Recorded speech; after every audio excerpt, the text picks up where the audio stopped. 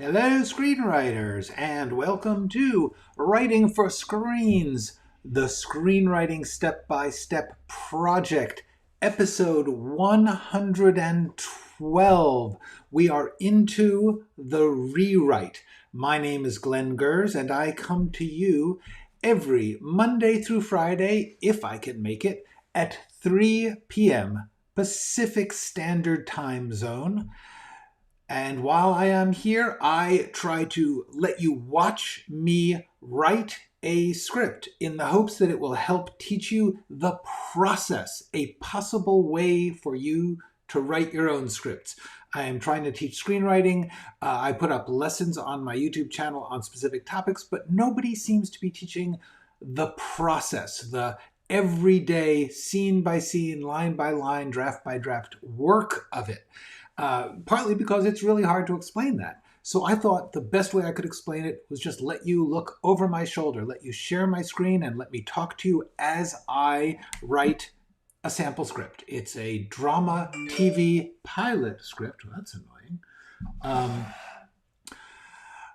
Which I am now in the rewrite phase of. We have done the rough draft, we did the outline, we did some notes, and now, hello, Natasha. We are getting into, iWrite is here.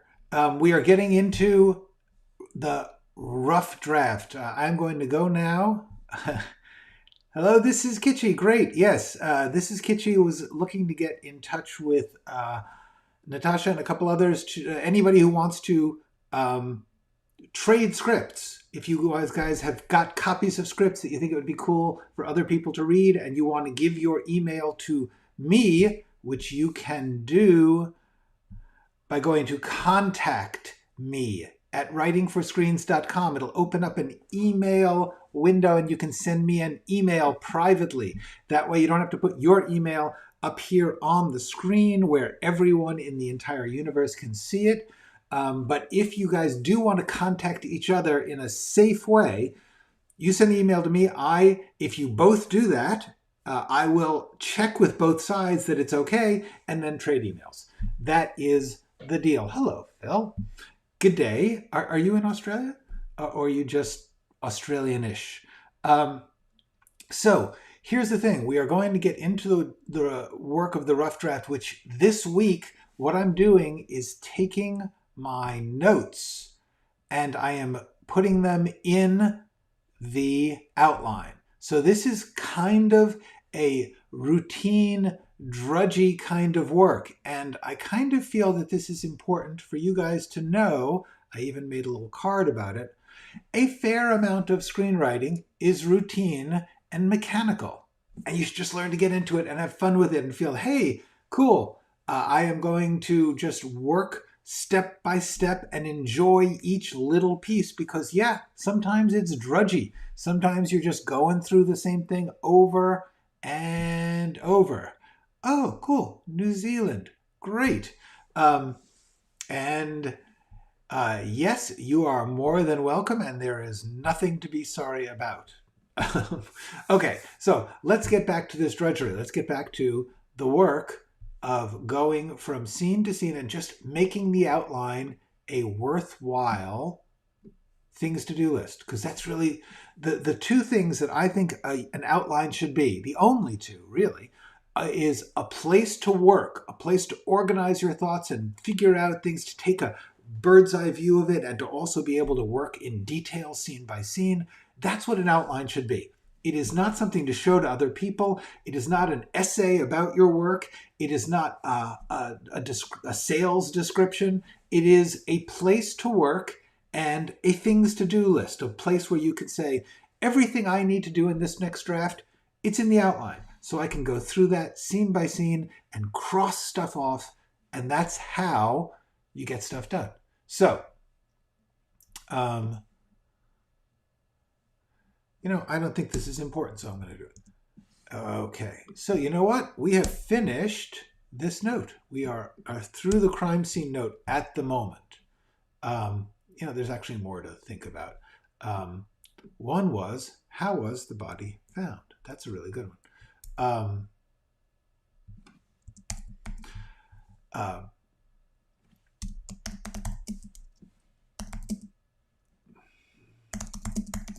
Make better. Ideally, you're going to make this comment. This is good. This is what this scene should be. Just make it better. Hopefully, you'll run into a bunch of those where that's really the only note. It's just, what am I going to do? Just need shaping and cutting. Yeah. So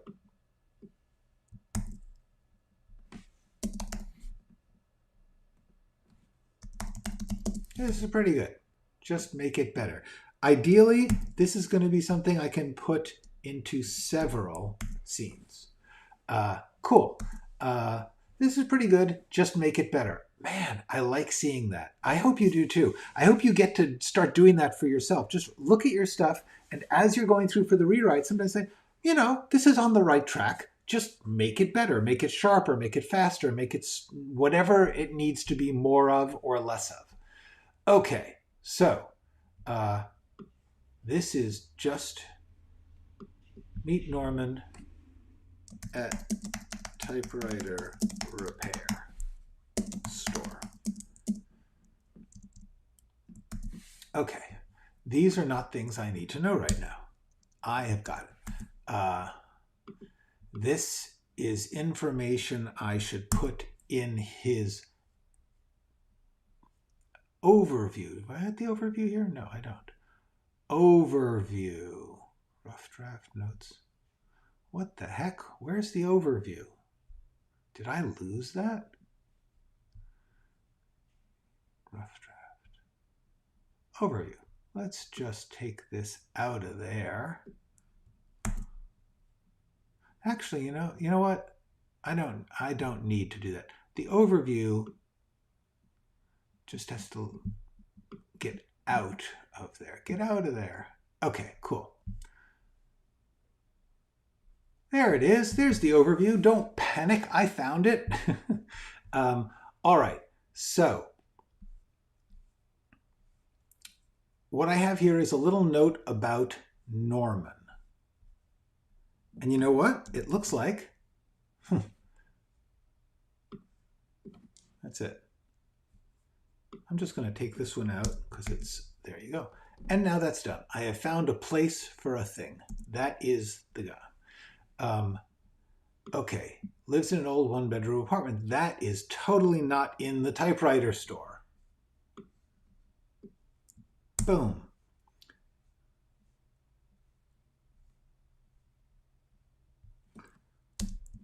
Okay, that comes there. See, what I did was, in the script, I focused on the typewriter shop, but apparently in the outline, I just had these random notes about Norman. So, what does he do for money? That's a good question. I'm going to leave these questions. All right, so does he drink a lot? I'm not sure. Whatever it is, it wouldn't be in this scene. In fact, neither of these would be in this scene. So we are going to move them once again to that overview about his character. There we go. All right. So now we have this scene, Norman at the typewriter store. Oh, let's move all this. We are moving this above the so far so good because that means we are now at this scene. Okay. Now, my notes, cool, groovy. Hello, Mally MFC.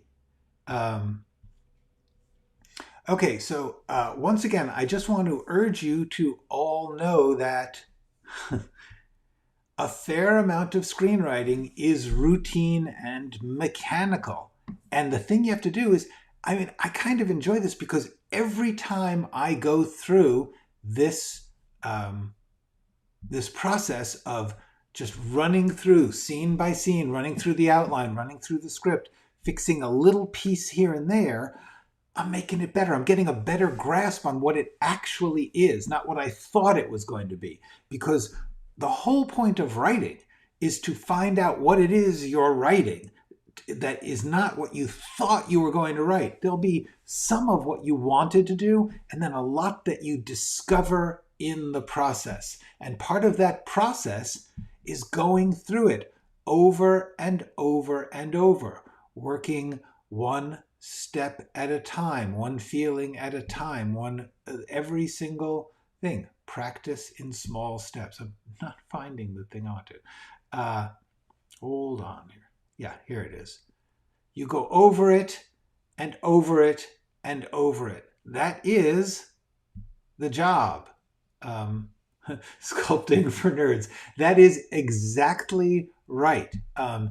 You know, the most fun you can have is when you're doing this, you stop getting overwhelmed by the millions of things you haven't done right or that you haven't done, and you begin to go, oh, this thing, it's getting better. I am Sidney Lumet in his book about directing talked about how each scene, each shot is sort of a piece of a mosaic. If you imagine a mosaic, little tiles, and you put them together and they're slightly different colors and slightly different shapes, and what that is, sorry about the gardener outside for our neighbor, what happens is you learn to say, I just need to get this tile to be what it is. And then in the big picture of the mosaic, it will be fantastic because there's something juicy, there's something sharp, there's something cool in each little piece. But the big picture is something that you work on at a different time. You don't work on the big picture when you're doing every tile. So right now, I'm just going through tile by tile, bird by bird, as the book says. Annie, gosh, what's her name? Peru? I don't. Anyway, there's a book called Bird by Bird, which is about writing and this process. Okay, so what are my notes here? Okay, this is good. Oh, let's take it out. The point of this is it. I don't have to establish everything about his life, just that he's writing a book. Okay, so I'm going to put this in here. All right. There is a joke where he says, gee, they don't make them like this anymore. And I had the repair guy say, yeah, they actually do. I can get you a new one. Although it's a good joke, the fact is they actually don't make them anymore. The Selectric typewriters, which for those of you born in this century or in the 90s, you don't know what it is because they stopped making them in 86, but you've seen them in the movies. David Fincher has a bunch of them in Seven. Selectric typewriters are the typewriters that have the little ball instead of separate keys, and they were the best typewriter to type on. They typed so much faster and cleaner than a regular typewriter. Okay, sorry, that's just the old man in me talking. Okay, so the main note here is that this character that I had this like old guy who was it was an old place where he was repairing old stuff. So I thought, let me have it be an old guy. You know what? It would be much more interesting in contrast to Norman if it's young hipster shop owner. They also repair vinyl record players and stuff. So this is not questions. I am making this decision. All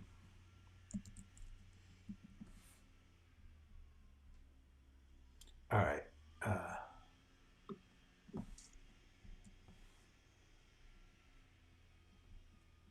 Cool.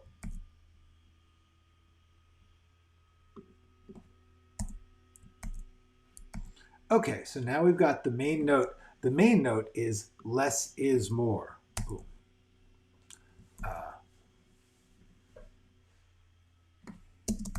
And that's it. Okay, cool. So, okay, I have my notes for that scene. Now we cut that scene and we move it up step by step, scene by scene, bird by bird.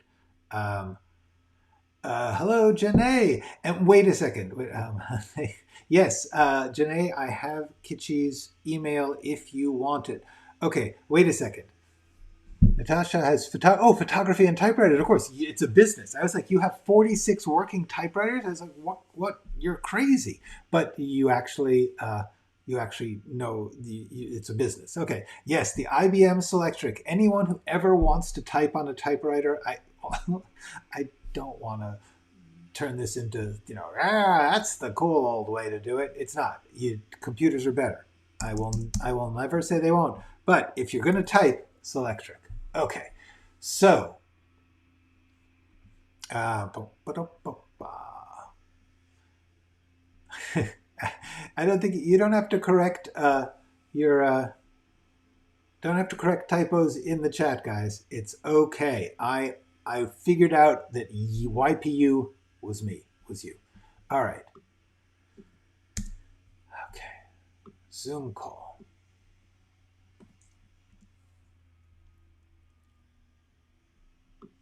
All right, that's cool. This is good. Actually, this goes at the end of this scene.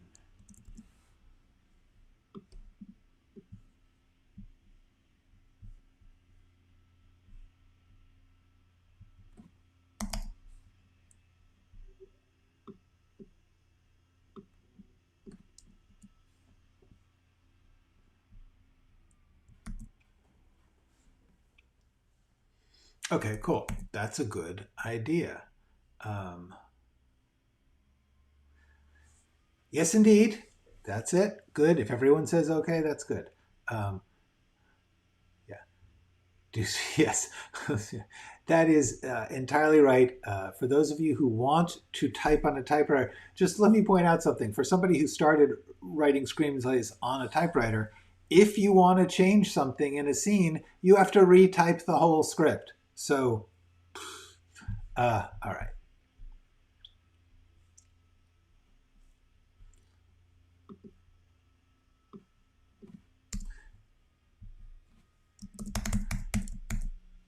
Okay, they fill Norman in because he is late.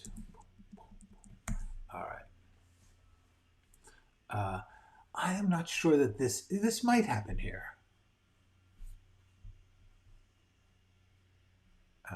Maybe. The main thing about this scene is we need to add 2 more members. 1, a high schooler. 2, a conspiracy theorist. The reason for this is, I don't know if you remember, but originally I had a character named Arvin McLean, and he was a conspiracy theorist. The problem was, when I actually wrote the script, I needed to know more about him, and I began to think about him, and he became much more of a puzzle solver, a brilliant detective. The fact is, McLean is a brilliant detective. You know what? I should put that in the, yeah.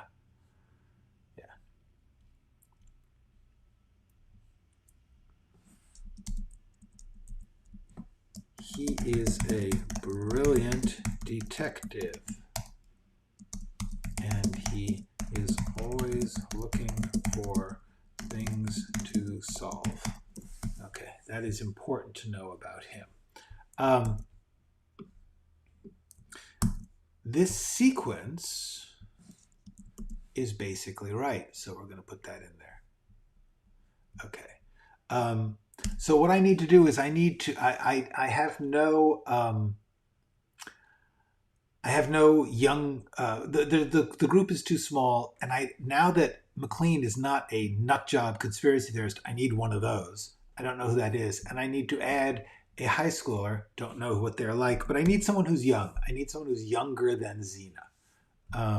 Okay. Hello, Johannes. Good to see you. Learning to embrace. Excellent. That is important. Once again, I'm just going to say this so that everyone gets it. A fair amount of screenwriting is routine, mechanical.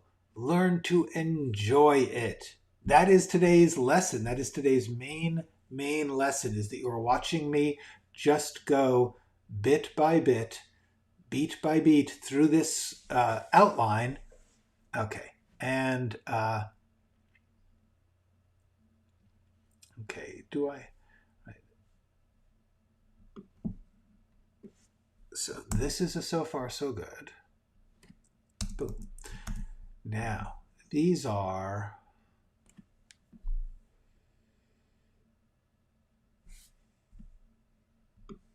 this. I think these things are all going in the overview now. There we go. Okay, so we need a genuine conspiracy nut.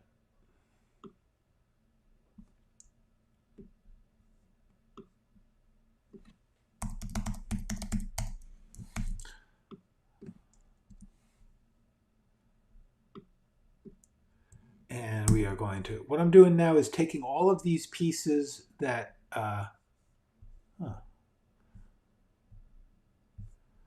all these pieces where I had things in the outline just to remind me who people were, what was important. I'm putting it in the overview. The overview document. Here's the deal. The documents that I usually work from are notes, outline, and over. Oh, let me just outline and overview. Those basic things I try to keep it just down to those, because the idea is the notes is just a place to write stuff down so that you can talk to yourself in writing. I think it's really important to learn to not keep it all in your head. No matter what it is, you will see I will write dumb questions to myself.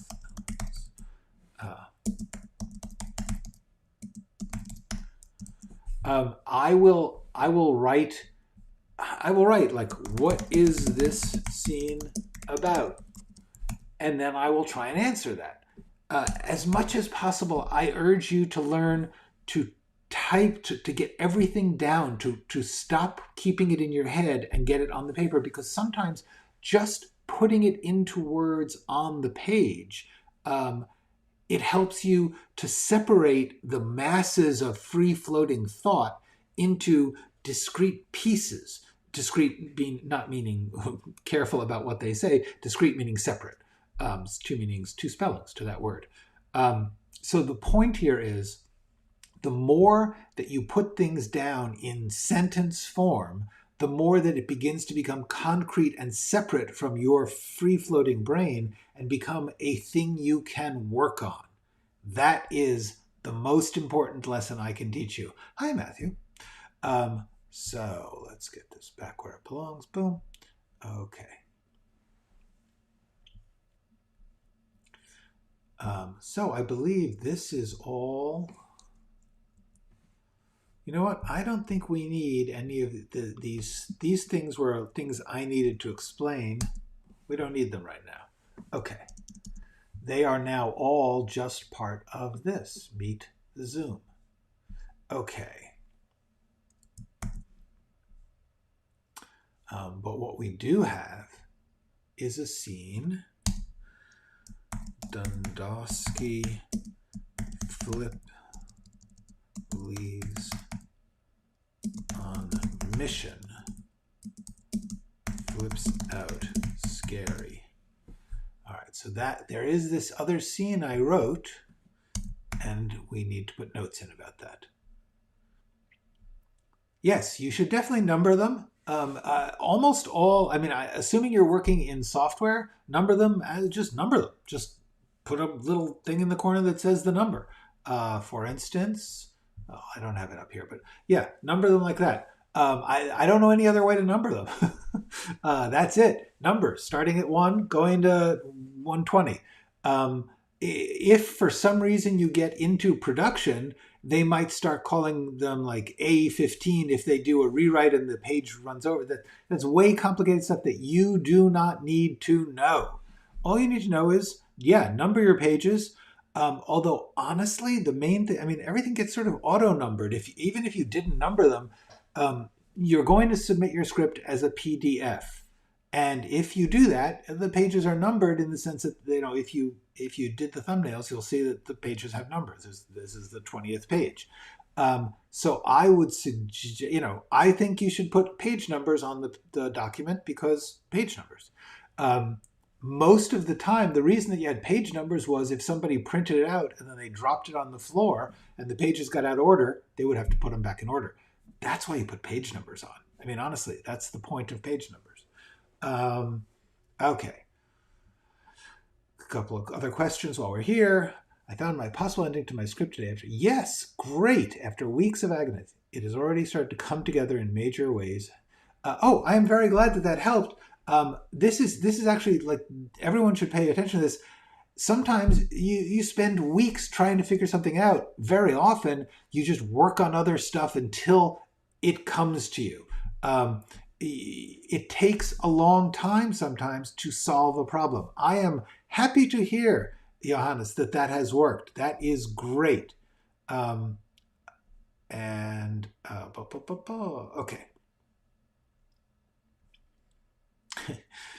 We're still in typewriters.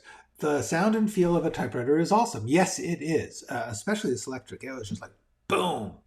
There's a typewriter documentary I watched a while called California Typewriter Documentary. Cool. Who knew? All right. Boom.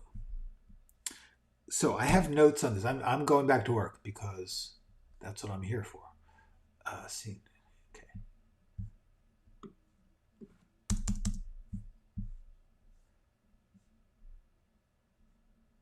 Okay. This is all good notes that I want to transfer into this.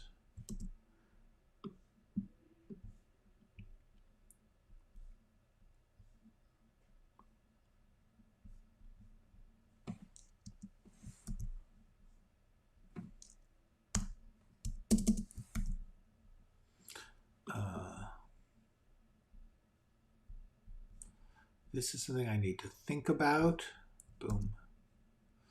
All right, and this is something I just need to do. I have to make sure, apparently, I changed how I talked about certain characters.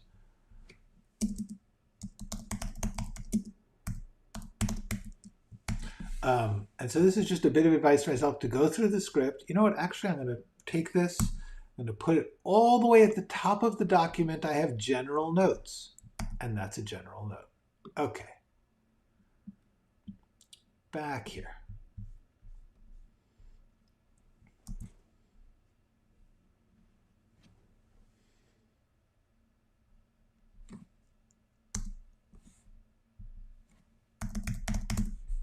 Sharpen his character. Yeah, this is a part of Nadoski I made up, but I don't really understand yet. Actually, this is a big note. I want to talk about this.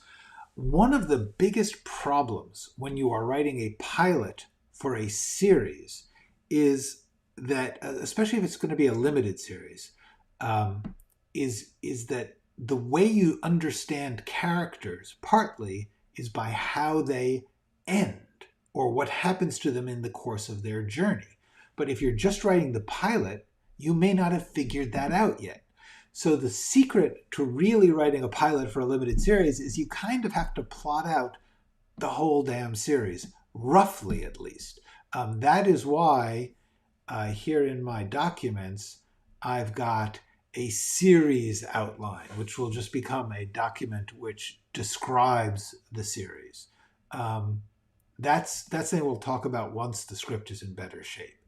But right now, my point is I've got these characters, I'm introducing them, but I don't really know what their story is. And you need to know every character's story. I am a big believer in building character arcs. I did an entire video about this, and I urge you to watch it if you have not, because then you'll know what I'm talking about when I talk about a character arc.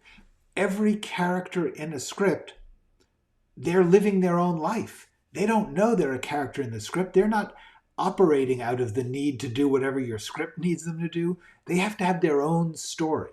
And their story has to come into conflict and combination with the other stories. And that's what makes your story. That's what makes your script, is these different people's life stories bumping into each other.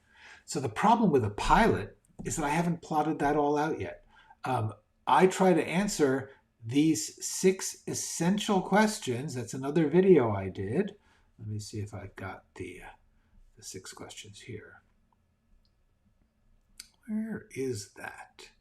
There it is. Who is it about? Well, that's whichever character we're talking about. What do they want? Why can't they get it? What do they do about that? Why doesn't that work? And how does it end? Like I said, this video I did talks in detail about what I'm talking about there. But like for now, for Dundosky, he's a meth dealer who wants to be a hero detective. What does he want? Why does he want it? And what does he do about it? Well, he's juggling these 2 lives, and that's actually interesting. That's a point that I need to remind. Center of his soul. He is juggling 2 lives. And in this story, that will become a crisis. Impossible. Okay, this is good. I just learned something about this character. When you ask yourself questions about the characters, you, especially as you get used to this, you start to answer the questions, and the answers advance your script. They sharpen and focus and dramatize your script. So I just discovered something really important about Dundosky. Cool. I'm happy and excited about that. Okay, wait a second. I got to go back. Lots of notes here. Okay.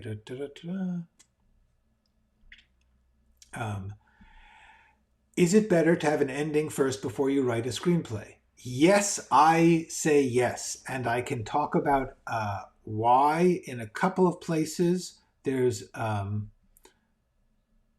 the main thing is, if you watch this video, I talk a lot about that when I get to the part about how does it end. You kind of need to know the ending, because endings are how you define the story.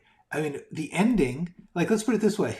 If Macbeth, the story of a man who stumbles onto a witchcraft prophecy about how he can take power, and in following that he becomes a monster, if that ends with him ruling the country, that is a very different story than if it ends as it does. Tragically, spoiler alert, Macbeth dies.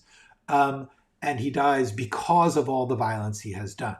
So that choice affects everything that came before it.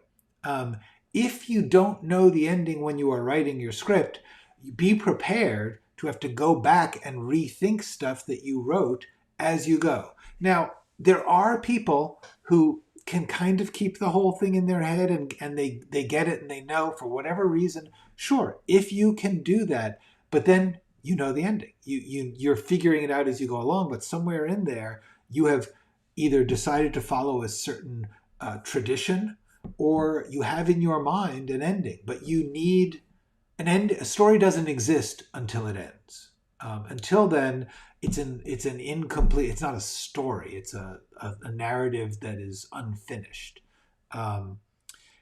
Now, the tricky thing about this is TV series, especially if they are not limited series, have to be set up so that they can keep going. That's where TV and movies used to be impossibly different, because they would set up TV series to be unending. So it would be about a lawyer who keeps getting different cases, or a hospital where different people come and work there and different patients come through. There would be about a junk store where a father and son work and different things happen to them. But the whole point of a series was it was unending. Then came DVD and streaming, where people could actually watch a whole series in order, and they began to say, oh, we can think about this as one long story. Something like Breaking Bad was conceived with an ending. They didn't know exactly how they were going to get there, but they knew where they were headed, which was he was going to become a monster. Spoiler alert. Okay, so when you are working on a pilot, either you need to set up in this pilot a situation that can maintain, that can go on in theory forever, for 14 years or something, or you need to have the ending in mind. This is a series where I am intending to have an ending in mind. So I still got work to do on that. So the answer is it better to have an ending? With a screenplay, you really do. Once again, I urge you to watch this video. This is just so clear on that. The ending is going to have meaning, whether you want it to or not. And so therefore, you should make your choice. You shouldn't just stumble on it. You don't want to... Your ending says something. And if you just figure out whatever ending, oh, this is what other movies like this have ended like, you're not really saying anything that you believe in, or you haven't thought about it. Maybe you do. Maybe you like that. But most people tend to end things with a cliche. They end with how other things in that genre have ended. Don't do that. If you're going to choose to end how other things have ended, do it because you believe in that, because it's a statement you want to make. It is truthful to you. My friend just said, just make him the killer. Yeah, that would be cool, except we'd have to keep doing that for everybody, and everyone would end up being the killer. Yes, Tom Hanks loves typewriters. Okay. Sometimes just make him the killer. Okay. I'm going to just briefly check on some of these. There's been a lot of chatting here.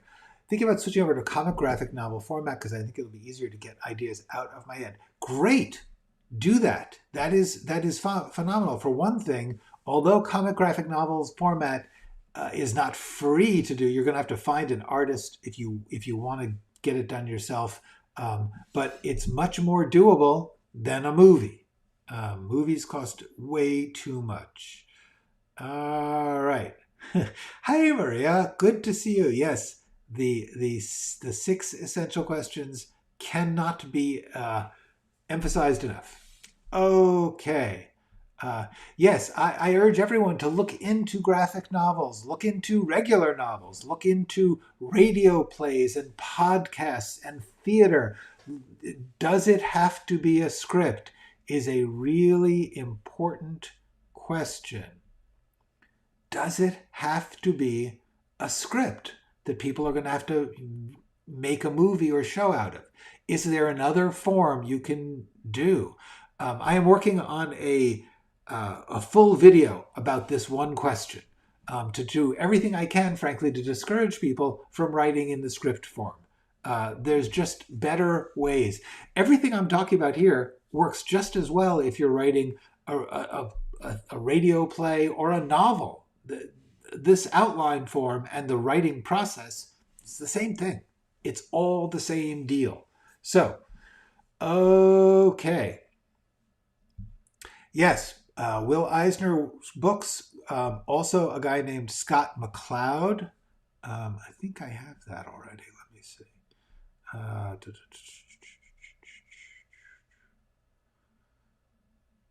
Nope, don't have it offhand, but I am going to tell you now.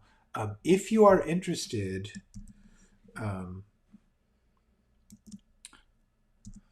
Scott McCloud,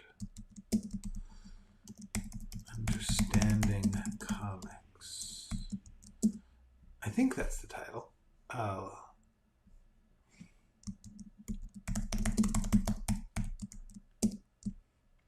There's 3 books he did. Hold on. Let me just do this. Boom. Boom. I don't know for sure if that is the right title. But this guy, Scott McCloud, did 3 books on understanding the language of graphic novels and the understanding it. And it's really, if you're into that, into graphic novels and stuff, I urge you to look at that. And of course, Will Eisner, who is indeed Will Eisner, Nacho mentioned, very, very influential, very important. Okay. Yes, Polanski's Macbeth. Many Macbeths. There's lots of good. I haven't seen the new Macbeth, the Coen, Denzel, Francis McDormand, the Scottish play. We're not in the theater. I can say it. Macbeth. Yeah. Oh, cool. I'm really glad. I'm very interested in that. So glad to know that. Okay. Yes, this is Johannes has got good points here. There are fewer limitations in terms of time and economics and the ability to make it. There is the problem of space in terms of words. Although I don't know. I mean, like Watchmen just had whole chapters of a book to put in there. And there's also a guy, oh gosh, Seltzer, I think, isn't it? Brian Seltzer, I think, Seltzman, who did Hugo, who did the Hugo Cabret. He's done a couple of Wonderland, marvelous mixtures of novels and graphic novels. Okay. Yeah, if you like to write alone, you cannot write for TV.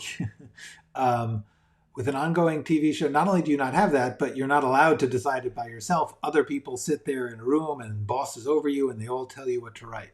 So, yes. Now, on the other hand, planning a trip without a destination can be kind of cool. Who knows what you'll find along the way. That's okay as long as later on you're going to rewrite it and figure out what the destination was for the reader. Yes, also a good idea. Digital format if you're doing graphic novels. Cool.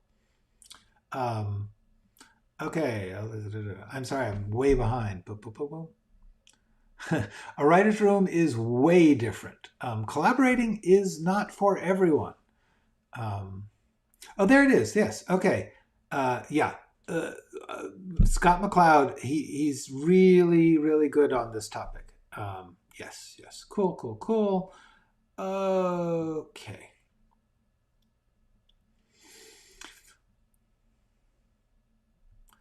Yes, I did. I am a big fan. If you're going to make a script, try and write something that you can do DIY. All of this is in upcoming videos. Boy, I am just not getting. Yes, thank you. I am not getting any right now. Yeah. Comics.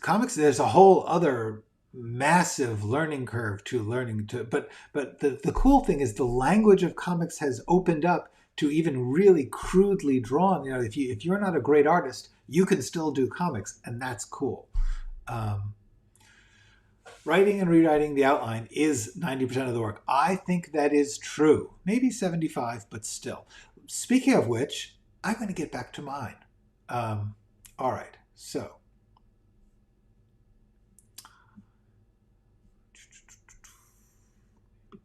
Yes, I am moving these notes into the next scene.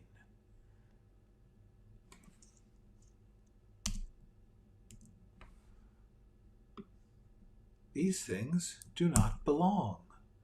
Which things? What does not belong?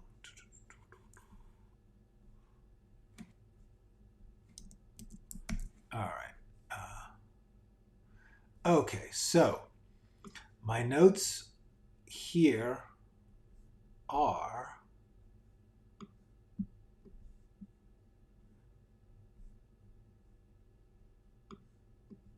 the point of this scene is that he is competent. It is a really good idea as you do each scene. That what I believe, I believe that part of the point of the outline is to stop and say, okay, what's the one thing I need to get across here in this scene, for each scene? And in this scene where we see Norman at home is to show that he is not some goofball loser, that he is not George, that he is not, in fact, the other people in the group. He's competent. He is old, but not left behind. Well, he is kind of left behind. Old and old-fashioned, but competent. That's it. Out-fashioned. That's, in some ways, the truest thing. Okay.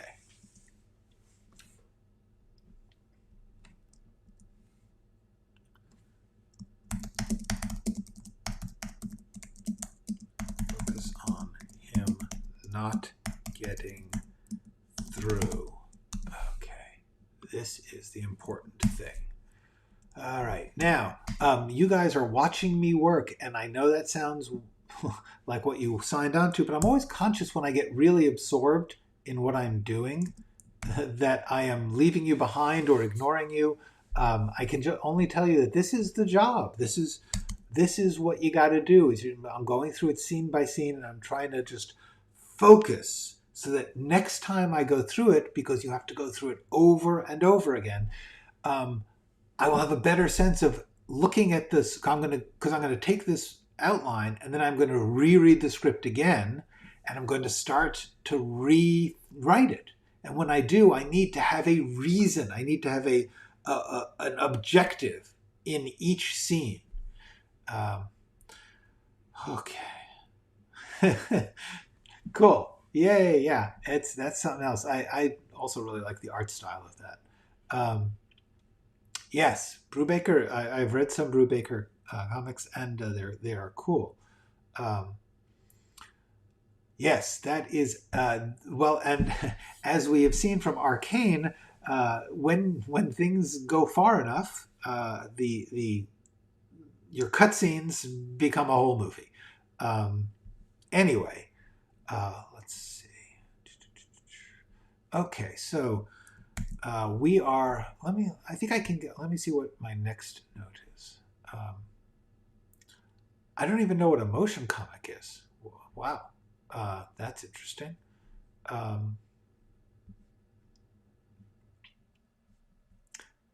Yeah. Okay. So actually, this is actually a sequence.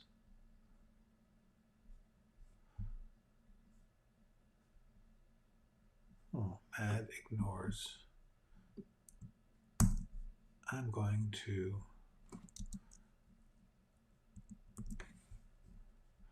have to compare this to the script, because sometimes my outline, like I would write a couple of different, I would break a scene concept into a couple of different scenes. I think that's what happened here.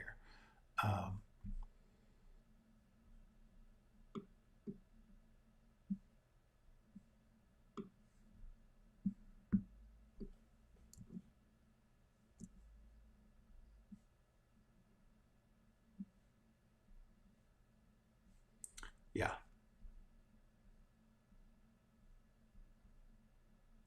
Okay, so I'm going to put that in there. Let's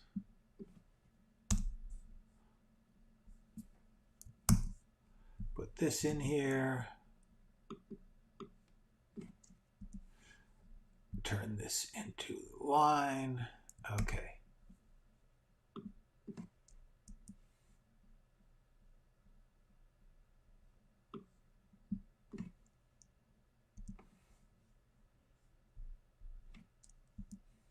It's all about him not getting through.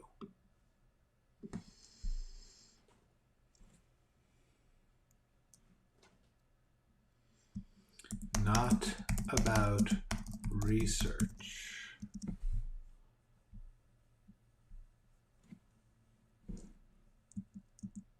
Rethink this scene entirely. That's the big note.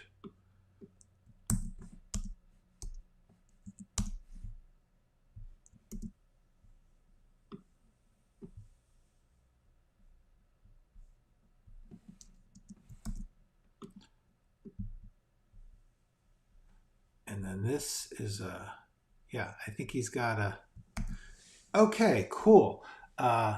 Well, we're coming up to the hour. Yes, indeed.